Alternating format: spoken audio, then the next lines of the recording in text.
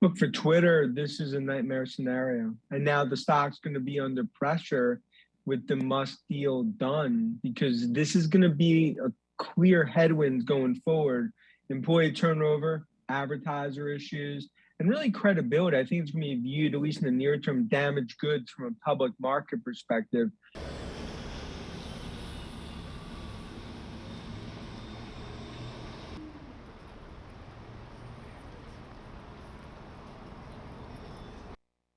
Yeah, airing dirty laundry in public in the courts in Delaware, I mean, that's really going to be, I think, for all the world to see. Now, if it's 5% or less, which Twitter's claimed, then ultimately they're proven right.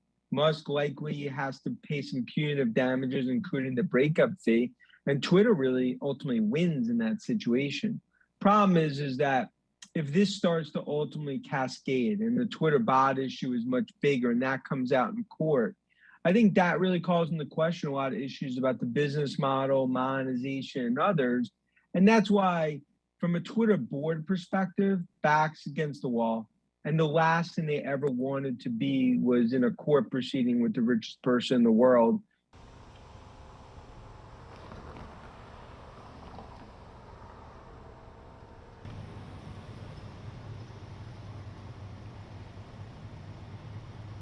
Well, Twitter legally could force a sale to go through. I think if you look at historically, it likely it ends in some sort of settlement.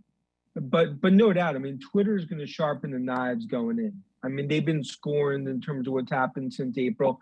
They'll argue that they have provided the information, is not a material breach. But that's why legally, this is almost going to be a separate situation than Twitter is a public company. The brand, employee issues, turnover, these are all things they're going to have to navigate regardless of what goes on in Delaware.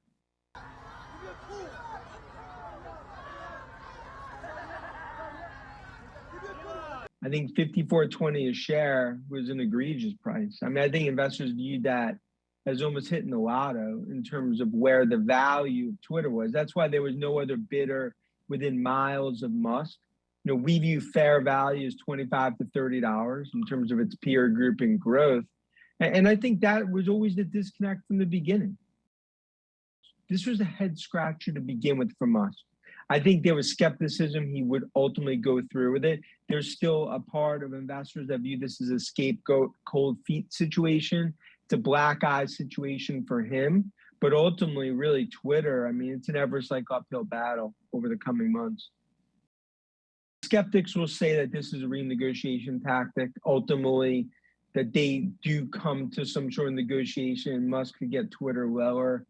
But that's going to be a long, arduous battle. I also know there's a lot of ill will right now between Musk and Twitter board. I don't see any champagne dinners anytime soon between the two. For Twitter, for Musk, I don't think there's any core winner here. And I think now this really needs to play out in terms of the courts to really end what's been a circus show since April.